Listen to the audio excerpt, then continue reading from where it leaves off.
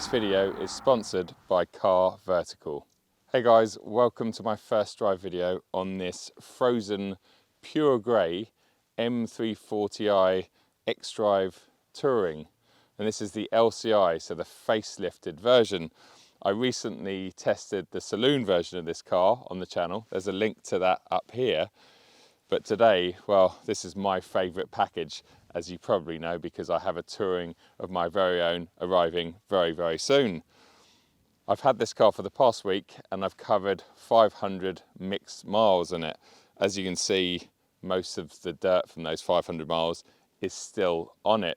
It's probably going to upset some of you, but I use the cars I'm given. It's also the middle of winter in the UK. A few months ago, the M340i Touring was BMW's sportiest wagon, but of course now we have the M3 Touring that sits at the top of that tree. And although at £59,700 base price, it makes this car nearly 10 grand more than it was when it was launched in pre-facelift trim only 3 years ago, it still costs £25,000 less than an equivalent M3 Touring, and they start at just over 85 grand. So this car still has a very strong case for itself, and I'm sure it ticks a lot of boxes that the M3 Touring doesn't tick, and vice versa. As with the saloon I tested recently, the Touring has also had some styling updates. So the front bumper is essentially all new, the grills are redesigned, they're still active. We have new headlights on this. And while I'm talking about headlights, what I didn't know when I tested the saloon was you can no longer opt for laser lights, which is a bit of a shame. I mean, the LED lights are so good, but the laser lights are just another level again. But you can't get them on your regular 3 Series. You have to go up to the M3 to be able to tick that box like I have with my Touring. And when you get around the back, well, they've redesigned the diffuser slightly, but they're all small little changes. But I have to say, this paintwork in particular really highlights some of the design language on this car. The swage lines along the side are so much more visible in this frozen pure grey paint. And although I would never own a frozen paint because of the upkeep and the maintenance on it, there's no denying that I think most colours in frozen paint really do show off and highlight a lot more of the design of the car. And in fact, from around the back end, this car doesn't look too dissimilar to an M3 Touring. Under the bonnet, we have BMW's familiar B58. It's a 3-litre straight-six turbocharged unit. Produces 374 horsepower when you combine it with the 48-volt mild hybrid system that's in here, and 500 newton meters of torque. That 500 newton meters of torque is available from 1900 RPM, so really, really good and usable as your daily. BMW claim this will do the 0 to 62 sprint in just 4.6 seconds, which isn't bad when you consider this car weighs 1,870 kilos. The only gearbox option is the brilliant ZF 8-speed automatic, and to be fair, I think in a car like this there's very few people that would want it in a manual, and all of that power and torque is fed to the ground via BMW's X-Drive system. So even on a cold, slightly greasy day like today, you shouldn't have any issue deploying everything. BMW also claim that this car will do 34 miles to the gallon on the combined cycle, and that's a WLTP figure, so it should be accurate, and we'll talk more about that once we get behind the wheel. This video is proudly sponsored by Car Vertical. I've been recently toying with the idea of purchasing a used M340i circa 2016-2017, and aside from the must-have options like adaptive suspension, I want to buy a car that has a clean bill of health, a clean history if you like, and that's where Car Vertical comes in. After entering a VIN or registration number, Car Vertical will send you through a comprehensive report on the vehicle or vehicles that you're looking at. You'll be able to check things like mileage, is the odometer and advert telling the truth, has the car been stolen, has it been involved in an accident, and if it has, well, Car Vertical have probably got some pictures of it. This particular white 3-door M340i has unfortunately been involved in what looks like a heavy front end collision. They will also be able to tell you if the car has any outstanding finance, because the last thing you want to do is buy a car that is still financed to the ex-owner. Don't gamble with your next used car. Make sure you use the link in the description below or the pinned comment and get 10% off with Car Vertical. Jumping inside, and those updates continue. The most obvious being this curved display, which is finding its way into the entire BMW lineup. And I have to say, living with this car for a week, I have learnt a bit more about it, and I am beginning to like some of the features that I didn't like, but I still miss the fact that we don't have any climate controls down here on physical buttons and dials. I really wish that you didn't have to go into the menus and press various touchscreen buttons.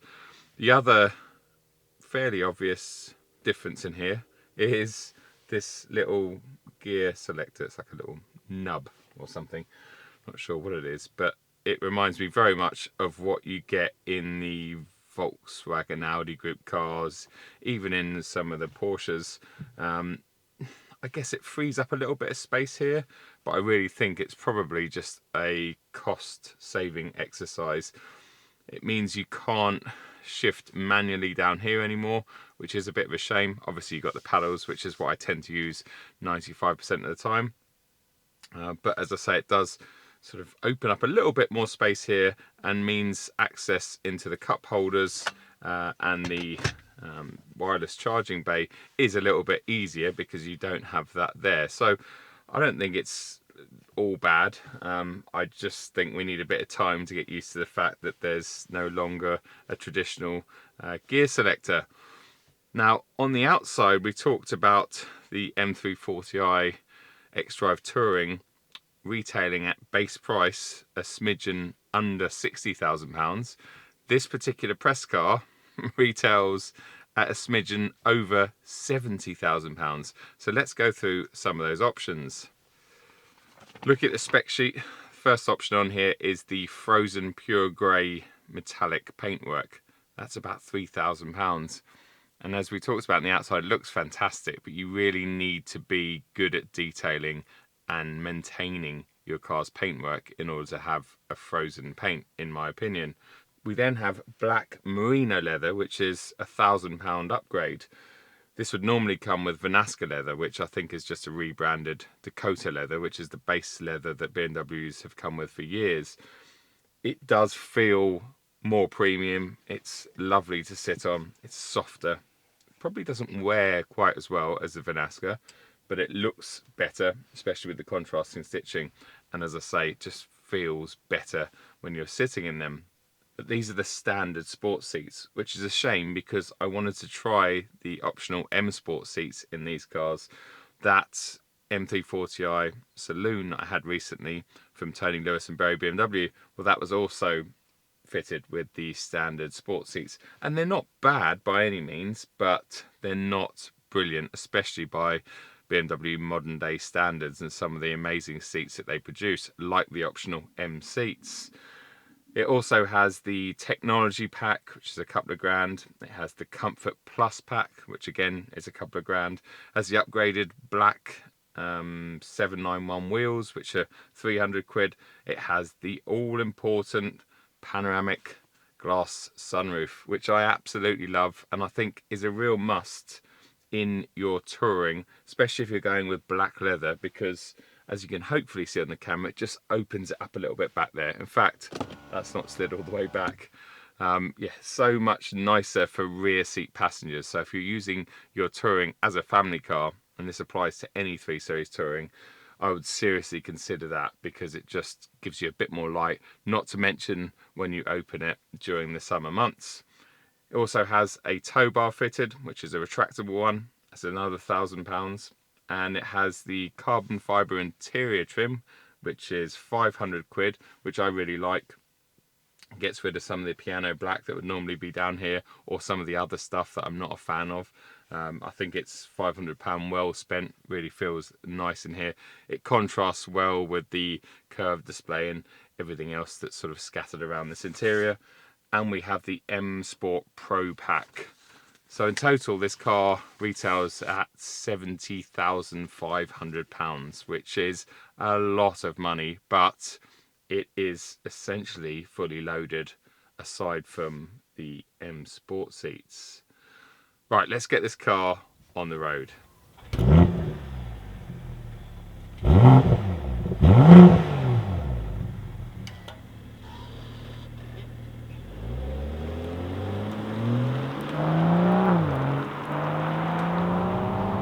First things first, let's test out this car's claimed acceleration figures. BMW say it will do the 0 to 62 sprint in just 4.6 seconds. Conditions outside are close to perfect, so I've got all the traction control devices switched off. I'm going to put the gearbox into sports automatic and let the car do the changing. My race box is ready to go. Left foot is hard down on the brake, right foot on the accelerator, and here we go. Wow. And there's 60. 4.2 seconds. Feels even quicker than that. I mean, that's impressive. To 60 miles an hour. As always, you can add about 1/10 of a second to that, so that brings it up to 4.3 seconds, which is mighty impressive for something that's not claiming to be a full M car. Well, unless you listen to BMW's marketing teams, of course.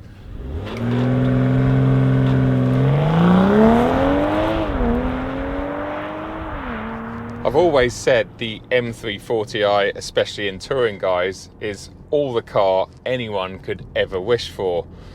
And as many of you hopefully know, I have an RS6 long term at the moment alongside my M3.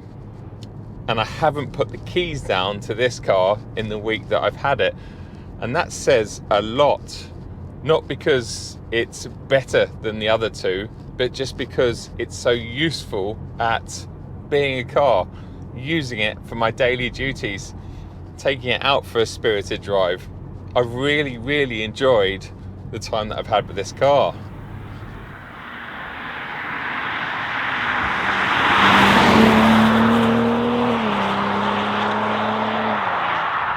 A lot of that has to do with this beautiful cabin.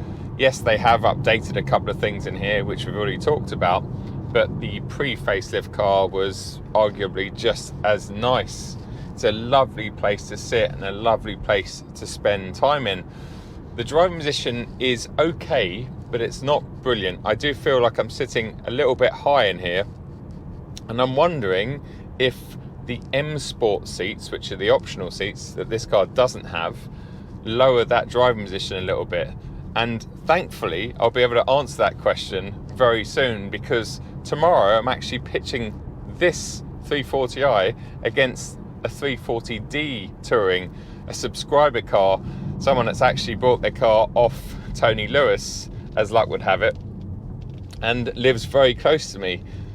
He's reached out and asked me if I fancied doing a comparison video, so stay tuned for that, because I think it's going to be very interesting for me and will hopefully answer a question that I get asked very regularly: M340i or M340d. And I already know that there's not going to be a clear winner. I think both cars tick different boxes, and they tick many of the same boxes as well. But it'd be interesting to test both cars back to back in terms of their power plants and in terms of their unique options, like the M Sport seats that are in Jamie's car and the regular seats that are in this one. Anyway, that video is coming very soon.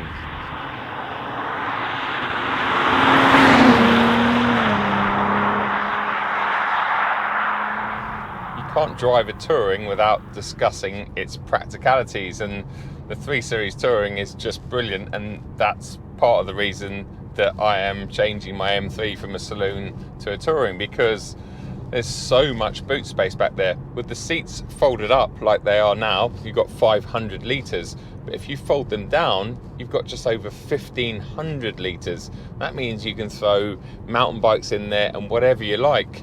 And something else that I love about the current 3 Series, and something that they have carried over from generations, is the little, I guess you'd call it boot flap, or rear glass window that opens separately, so you don't need to open the entire tailgate. You can just open that and load things into the boot directly, and I find that very, very useful. It's a great little feature to have on your estate car.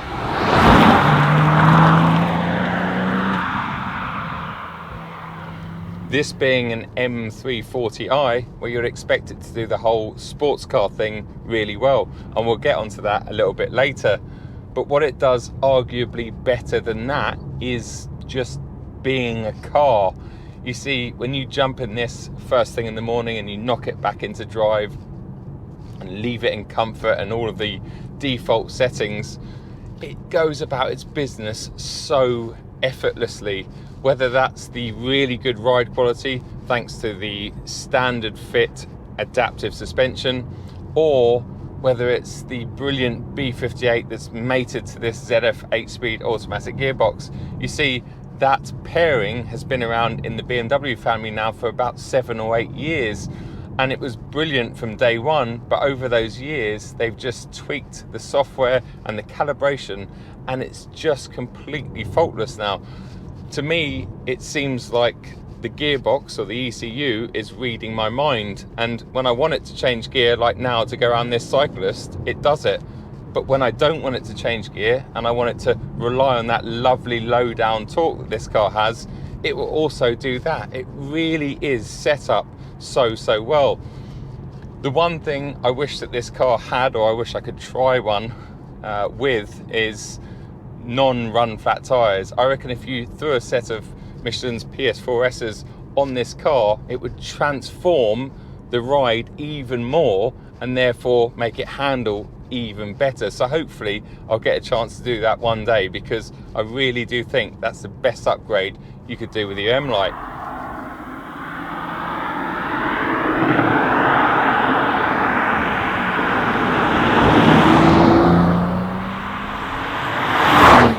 What has made these M-Lites such brilliant cars over the years is their Jekyll and Hyde capabilities. We've talked about this car and how good it is at doing normal duties and being a daily, how comfortable it can be. But when you knock it into Sport Plus or Sport Individual, put the gearbox into Sports Automatic and pull a paddle, well, it completely changes character, and suddenly that smooth riding, effortless, comfortable, practical car turns into something that feels very much like a well put together sports car. It really does. Everything is firmed up. The throttle response is so much better. It's an absolute joy to push down one of your favorite roads, and it shouldn't be, because this is the same car that we were in 2 minutes ago. This almost weighs 2 tons, yet at the push of a button, it feels so alive and so good. And yes, just like M-Lites in the past, I'm sure if you push this really hard in dry conditions, or if you took it on a track day, it would start to cry enough, because it's not designed for that. And I think the minute you design a car to be good on track, or really good when you're pushing it in 9 or 10 tenths, then it takes away some of its usability. And I really do think that's why this car still has a place in today's world, even when there are cars like the M3 Touring out. And that's regardless of price, because I know that my M3 Touring is going to be brilliant, but it's not going to have the ride quality of this car. It's not going to have that addictive and beautiful low down torque of the B58. Also the efficiency.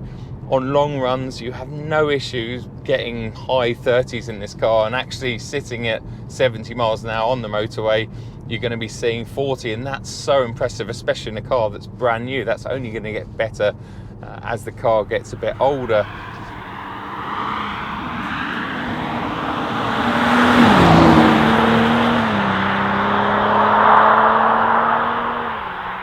Something else that blows my mind about this car and this engine is its torque and its pulling power. We're in 5th gear here, going up a slight incline at 30 miles an hour. I put my foot down, 40, 50 and 60 in 5th gear.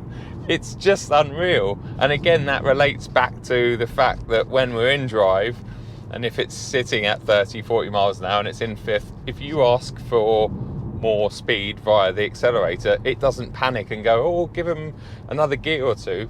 It knows, wait a second, we've got loads of torque in reserve, give him some of that torque. And that's exactly what it does. Piles on, and it's just relentless and nice. It's just lovely, it really is.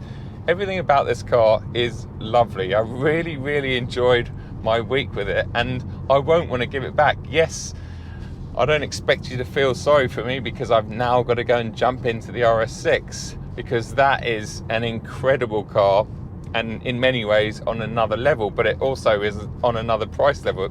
It's about twice the price of this, and there's no way that this is half the car that the RS6 is. That's for sure.